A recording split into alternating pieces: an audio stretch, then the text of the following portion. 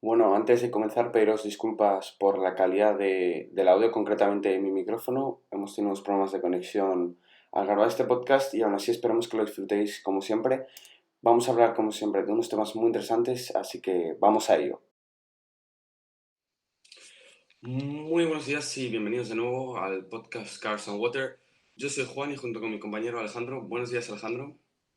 Muy buenos días, Juan. Y en el podcast de hoy os traemos otra vez más unos temas muy interesantes. Y esta semana ha habido bastantes noticias de motor, pero que vamos a ir retrasando un poco para el viernes. Y hoy nos vamos a centrar en algo que ha adquirido muchísima relevancia durante este periodo de cuarentena. La importancia que ha adquirido el sim racing. Analizaremos esta, daremos nuestra opinión y también nos enfocaremos desde un punto de ¿va a perder importancia conforme se vuelvan a correr carreras? Y por último, se ha presentado un coche que es el Donkerboard D8 GTO D71, JD70, perdón, un nombre bastante completito. Y bueno, pues os daremos a conocer sus datos técnicos y nuestra opinión, siempre sin haberlo probado en este caso, de este vehículo. Así que comenzamos. Pues sí, Alejandro, vamos a empezar hablando del sim racing y cómo el hecho de que muchos pilotos profesionales y, bueno, semiprofesionales se hayan unido a ya influencers o gente importante en las redes sociales, youtubers, que practicaban este deporte virtual, se han unido y han creado pues no solo una aglomeración de gente y una comunidad, sino serios premios económicos y que también tienen relevancia dentro de la propia Fórmula Uno, como hemos podido ver con el caso de la expulsión de Daniel Abt del equipo Audi Abt en Fórmula E. Entonces, vamos a ir viendo diferentes aspectos del sim racing también y la participación e involucración que tienen los que gestionan la Fórmula Uno, por ejemplo, en la verdad, la FIA y Fórmula E y todas esas cosas en el sim racing. Entonces, si quieres comenzar hablando tú, Alejandro. Sí, bueno, yo creo que principalmente lo que cabe destacar es que siempre se ha hecho uso del sim racing, no es nada nuevo, los equipos de Fórmula Uno tienen simuladores y había pilotos que antes de este confinamiento, como podía ser Lando Norris, pues jugaba bastante racing, pero sí que es verdad que ahora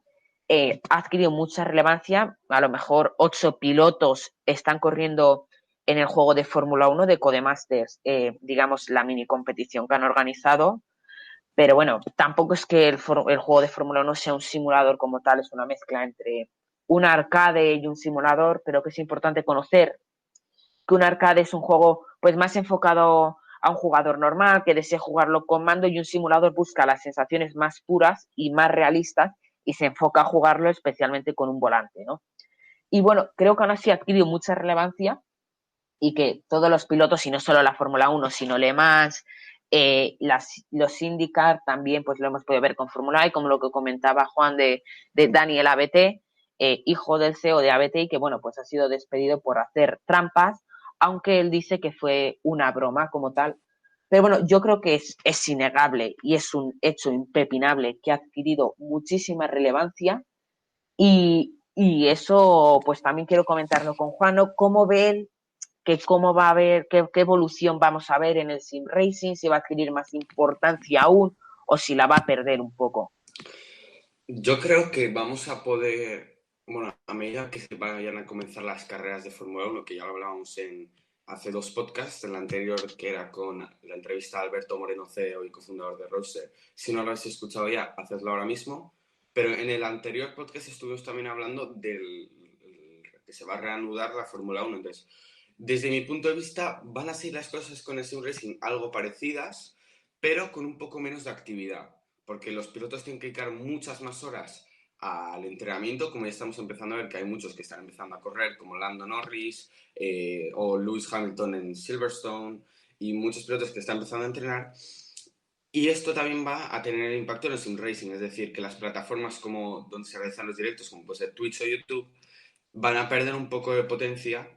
O yo lo que puedo también valorar y pensar es que los pilotos, ahora que se han acostumbrado tanto a crear contenido en estas plataformas, van a llevar su contenido de Fórmula Uno y sus competiciones más cerca de lo que es esa gente de YouTube que a lo mejor no veía antes sus carreras. Y creo que también que se involucre la FIA y la Fórmula Uno en el sim racing es por una intención económica, es decir, que el sim racing va a generar que más personas luego van a querer ver la Fórmula 1 y las carreras en directo. Claro, a ver, sí que es verdad que, a ver, no es nada nuevo esto del sim racing, como decía antes, de hecho, la Fórmula 1 antes retransmitía eSports, es decir, pues a lo mejor 10 o 20 personas, creo que eran 20 concretamente, pues corrían las carreras, ¿no? Profesionales o sim racers y las retransmitían, pero ni de lejos tenían el alcance que tienen las que corren pilotos reales, sim racers profesionales, pero digamos más celebrities o más influencer y también pues jugadores de fútbol como puede ser el Kun o Courtois, que también han estado compitiendo. Eh, a ver, creo que cabe destacar que ha adquirido más relevancia, pero que, bueno, ya se estaba explotando desde antes, aunque, bueno, el máximo punto de eclosión pues ha sido ahora con el periodo de cuarentena. Y sí que es verdad que los pilotos van a crear más contenido. Por ejemplo, Lando Norris ya hacía blogs, en plan, se llamaban Lando Logs, en los que, pues bueno, pues hacía sus entrenamientos alguna vez o tal. Quizá los hagan con más periodicidad. McLaren también hacía los Unboxed McLaren, creo que se llamaban, y seguirán haciendo, entiendo, de las propias carreras. Y Carlos Sainz tiene unos cuantos vídeos que se llamaban Don't Blink, de no pestañees, que también pues eso eran un poco como los blogs. Yo no sé si lo tendrán por contrato, pero es curioso que justo los dos pilotos de McLaren pues estén subiendo este tipo de contenido, aunque el de Lando Norris era como más regular, eso sí que lo puedo confirmar. Sí, y en general también pues ahora se han unido muchos más pilotos. Algunos se han unido a las plataformas y algunos se han unido a las carreras de Not the GP, que es lo que organiza la Fórmula 1. eh, pero otros pues han seguido practicando en casa, como puede ser Fernando Alonso, que el otro día vimos un vídeo de su setup en casa. Entonces han ido también adaptando más esto a su rutina diaria de entrenamiento en casa de Fórmula 1 y eso creo que se va a seguir manteniendo como estaba ahora. Pero el hecho, por ejemplo, de que muchos pilotos, por ejemplo, Jenson Button, expiloto de Fórmula 1, ahora también haya participado en los campeonatos virtuales de Fórmula 1, yo creo que este tipo de pilotos no van a seguir con el ritmo que llevan ahora después de que empiece la Fórmula 1 de nuevo. A ver, sí que cabe decir, Juan, que, por ejemplo, Fernando Alonso ha participado en las 24 horas de Le Mans virtuales y también se organizaba un campeonato en Air Factor 2, uno de los simuladores más populares y más puros que hay, que corría también Fernando Alonso con Fórmula 1 clásicos, yo creo que de los 80, pero no lo sé con certeza. Y también corría Jason Button, que es aparte al de Fórmula 1, no es como oficial, pero sí que hay bastante nivel reunido y es una pasada. Y también podemos ver la progresión que ha hecho Fernando Alonso, es decir, las primeras carreras pues no destacaba, eran carreras bastante discretas, pero ahora ha empezado a hacer primeros puestos, segundos puestos, pues ha tenido algún accidente así que se ha hecho bastante viral, pero bueno, yo creo que también podemos ver que hay una progresión como puede haber en el deporte de bueno, en la categoría de la Fórmula 1 como tal. Sí, pues si quieres ya pasamos a hablar del coche que decías al principio, que es el nuevo Donkerford D8 GTO JD70, que es el nuevo, pues, superdeportivo, podríamos llamarlo, casi que un juguete para los amantes de los coches holandés, de origen holandés. Entonces, primero explicamos un poco el nombre. Entonces, Donkerford, pues el nombre del fabricante, y luego D8 GTO era un modelo que ya se lanzó hace varios años, pero que ahora ha traído la nueva versión JD70. Entonces, JD representa las iniciales del fundador de la marca, que es Joe Donkerford, y 70 porque se trata del 70 cumpleaños de este señor y que, por lo tanto, la empresa ha hecho una versión renovada de este D8 GTO en honor a él, del cual solo se van a fabricar 70 unidades. De ahí también lo de JD70.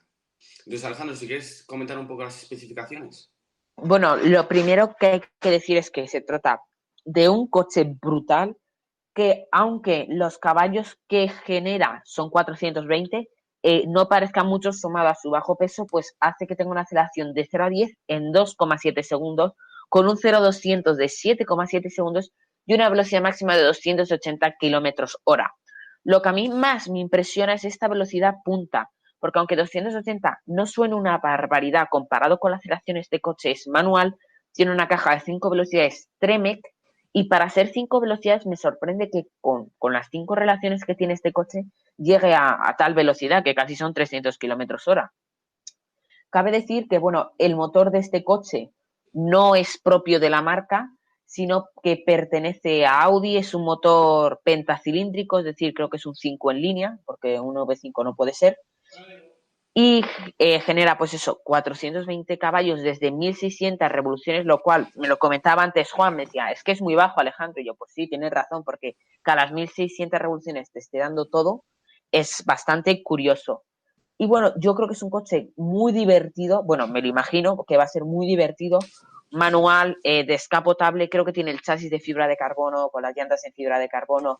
etcétera, y que es bastante enfocado a la conducción, porque si vemos las imágenes del interior,